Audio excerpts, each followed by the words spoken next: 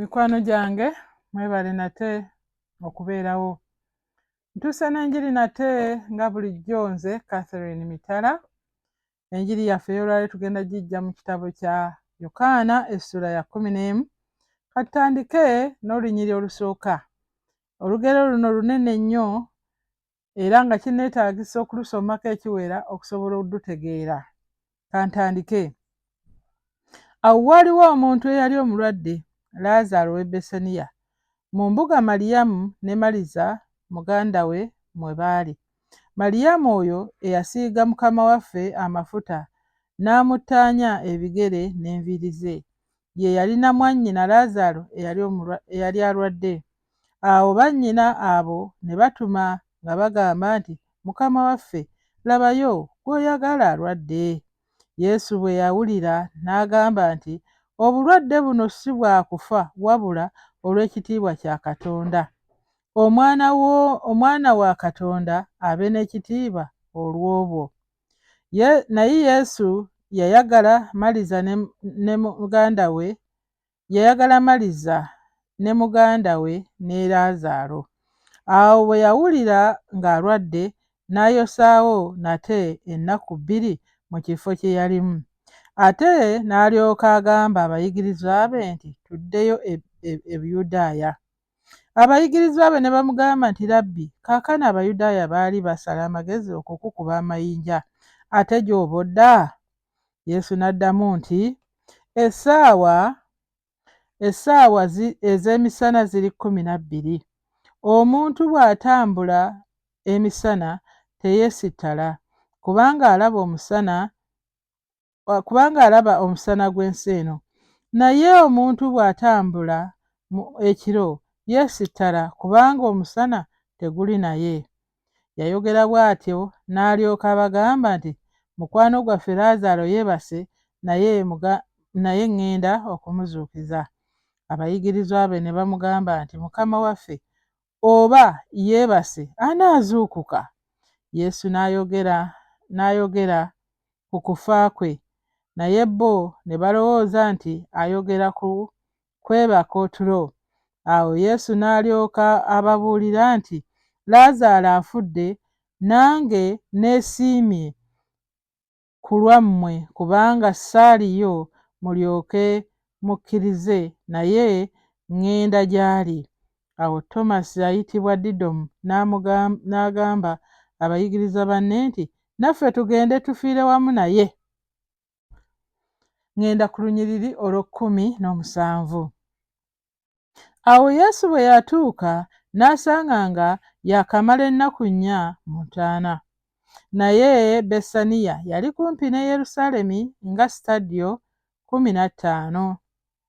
Abayudaaya bangi baali bazze eri Maliza ne Maliyamu okubakubagiza olwa mwannyinaabwe. Awo Maliza bwe yawulira nga Yesu ajja n'agenda okumusisinkana, naye Maliyamu n'asigala mu nnyumba. Awo Maliza n'agamba Yesu nti, Mukama wange, singa wali wano mwannyinaze teyandifudde, era kaakano mmanyi nga byonna by'onoosaba Katonda, Katonda anaabikuwa. Yesu n'amugamba nti, mwannyoko ajja kuzuukira. Maliza n'amugamba nti, mmanyi tyalizuukira ku lunaku olw'enkomerero. Yesu n'amugamba nti, nze kuzuukira n'obulamu. Akkiriza nze newaakubadde ng'afudde aliba mulamu. Na buli muntu mulamu akkiriza nze talifa emirembe n'emirembe. Okkiriza ekyo? Maliza n'agamba nti, weewaawo Mukama wange, nze nzikiriza nga ggwe Kristo, Omwana wa Katonda ajja mu nsi. Ŋŋenda gira nga nkomako awo, naye nga nzirayo waggulu okulaba olugero lwe tuyiseemu olw'abantu bano abasatu abaali mikwano gya Mukama waffe Yesu. Abantu bano baafuna ekizibu nti omu ku bo, ate nga ye musajja mu bo, yalwala era banne ne batumya Mukama waffe okujja amusabire amuwonye. Naye Yesu n'alwayo olw'ekigendererwa. Njagala okugamba ggwe atannalokoka, oyinza okuba nga olaba mikwano gya Yesu nga balina ebizibu n'ogamba nze sijja kukkiriza Yesu w'abo abalina ebizibu. Naye abalina ebizibu ebyo bwe basigala nga bakkiriza Katonda, Katonda abayamba, Katonda abalokola, Katonda abakolera. Era tulaba mu lugero luno nga Yesu yasigalayo kagenderere. Era wano mu Lwokuna agamba naye Yesu bwe yawulira n'agamba nti obulwadde buno si bwa kufa wabula olw'ekitiibwa kya Katonda. Omwana wa Katonda abe n'ekitiibwa olw'obulwadde obwo. Munnange oyinza okuba nga tonnalokoka nga n'ekikugaanya okulokoka ogamba nti ndaba n'abalokole babeera n'ebizibu, ndaba wali be babeera n'ebizibu buli kaseera, be balina abalwadde, be bafiirwa, be bakola kino, be bakola kino. Naye ebintu ebimu Katonda abirekawo tubiyitemu olw'ekitiibwa kye, nga waliwo kyagenda okukola. Ate nalokoka n'ogamba kati ffenna kyekimu, tuli kyekimu, kati n'omulokole naye yalwazizza, kati n'omulokole naye yafiiriddwa, kati n'omulokole naye ebibye si birungi. Naye njagala okugamba nti oluusi Katonda abirekawo kagenderere.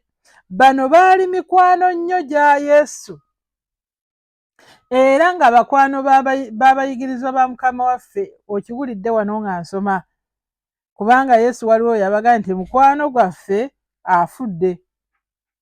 Naye njagala okugamba nti bw'obanga ogaanye okulokoka olw'okuba abalokole bayita mu bizibu, munnange, njagala okugamba nti oluusi Katonda abitulekamu olw'ekitiibwa kye. Kaakati era tulaba nga Yesu yasigalayo ng'abuulira enjiri, n'atajja okumala ennaku 4, era Laazaalo yafa. Laazaalo yafa. Kati awo abalokole, abantu abatali balokole we bagambira, kale abalokole nabo bafiiriddwa, kale kati naffe twafiirwa luli nabo bafiiriddwa, kati ekitegeeza twenkana. Nedda. Ekyokuba n'ebizibu, ekyokuba n'endwadde, ekyokufiirwa tekikulowoozesanga nti twenkana. Nedda, nedda. Era oba weerimbye obanga kye kibadde kikugaana okulokoka olw'okulaba nga abo abalokole abalinaanya awo ku kkanisa ye wammwe oluusi basabira mu kawempe nga kaayulika ate gwe osabira mu kkanisa enzimbe, tekikugaananga kulokoka munnange. Bino ebintu ebimu Katonda abirekawo kubanga yayagala Abayudaaya bano abaali baagala omukuba amayinja, tukisomyeko awo nti baali baagala omukuba amayinja, bategeere. Era abayigiriza be ne bamugamba nti munnange togenda. N'abaga nti ngenda kutambula misana, atambula emisana, alaba omusana.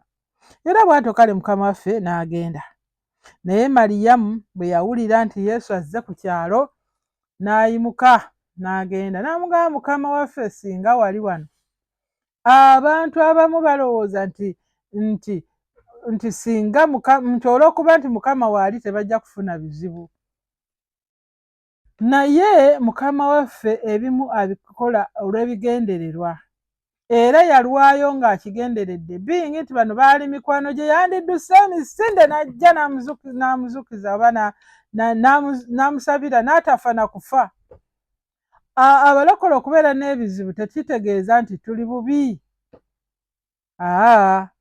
Era Maliyamu bwe yawulira Mukama waffe ng'azze, yasitukirawo n'agenda n'amunenya, kale singa wabaddewo, kale tetwakutumya, kale tewajja.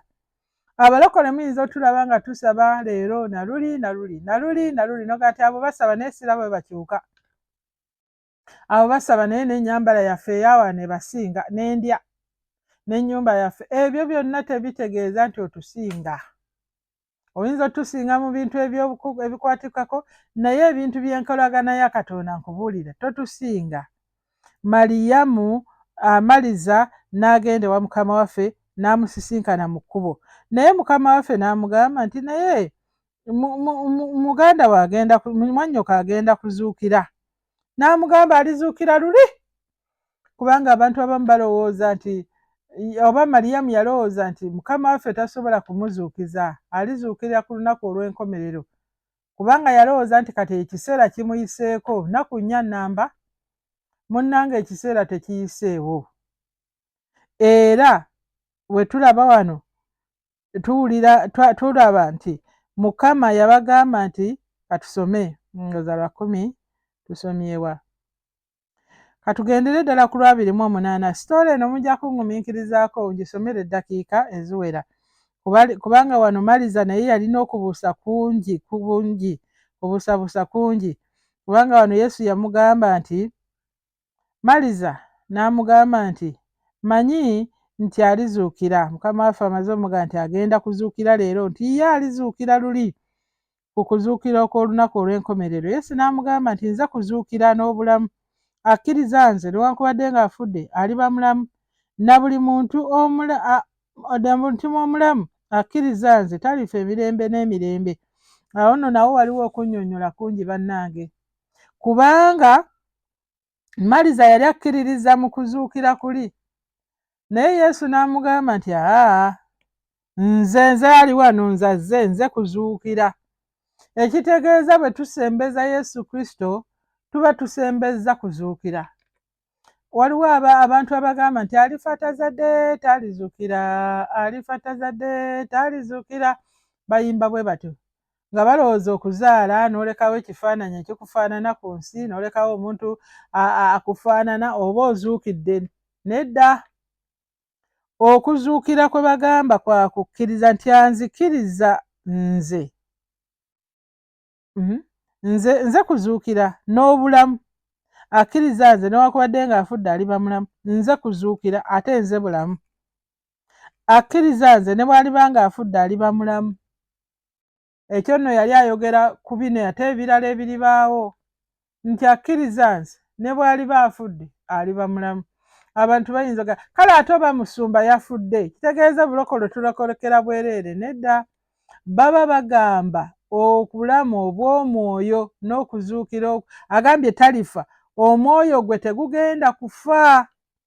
Ge makulu agali awo. Omwoyo gw'oyo omuntu eyakkiriza Mukama waffe Yesu Kristo okubeera omulokozi we tegugenda kufa, nti na buli muntu mulamu akkiriza talifa emirembe n'emirembe. Kati no wano Mukama waffe yali ayogera ku bantu b'alisisinkana nga balamu, bo tebagenda kufa okufa kuno kubanga alibasanga balamu, ate ne mu bulamu obw'emirembe n'emirembe tebagenda kufa. Ge makulu. Naye abantu bangi balowooza nti okuzuukira kuno nga kale yafudde kale teyazuukidde. Bya bulimba. Nedda, batugamba kuzuukira kuli. Naye kaakati nga tukyagenda mu maaso, tulaba wano nga Yesu wano waliwo bingi bye sigenda kusoma, naye ngenda kusoma olwa 38. Awo Yesu n'asinda ng'amaze okutuuka eri ku ntaana, kubanga Yesu bwe yatuuka teyayingira mu nnyumba kukubagiza, yagenda ku ntaana. Yesu takubagiza, Yesu azuukiza, n'agenda ku ntaana. Kati bw'atuuka ku ntaana, awo Yesu bwe yasinda nate munda ye n'atuuka ku ntaana. Yali mpuku ng'eteekeddwako ejjinja kungulu. Yesu n'agamba nti muggyeewo ejjinja.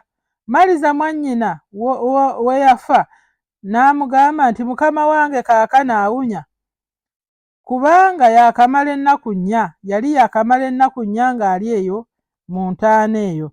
Yesu n'amugamba nti sikugambye nti bw'onokkiriza onolaba ekitiibwa kya Katonda?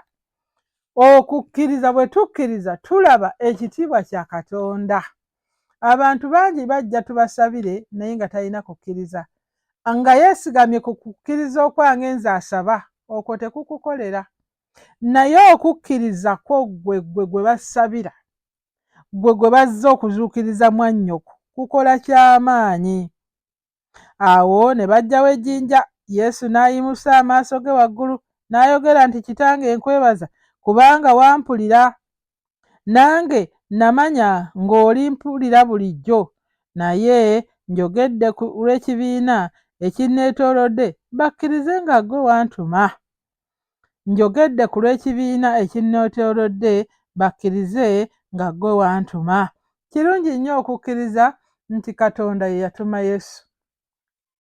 Abantu abasinga ng'otaddeko Abafalisaayo n'Abayudaaya abamu n'abalala balowoozanga nti Yesu yeetumiikiriza era agoba dayimooni kubanga aliko dayimooni yeetumiikiriza. Ayinza ate ogamba nti mwana wa Katonda gwe bazadde wano nga tulaba gw'osinga Ibulayimu jjajjaffe, gw'osinga bino na bino.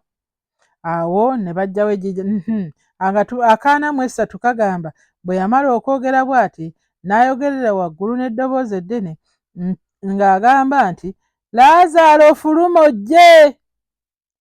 Yali afudde n'afuluma ng'azingiddwa mu mbugo, amagulu ge n'emikono n'ekiremba nga kisibiddwa mu maaso ge. Yesu n'agamba nti, mumusumulule mumuleke agende. Mumusumulule mumuleke agende.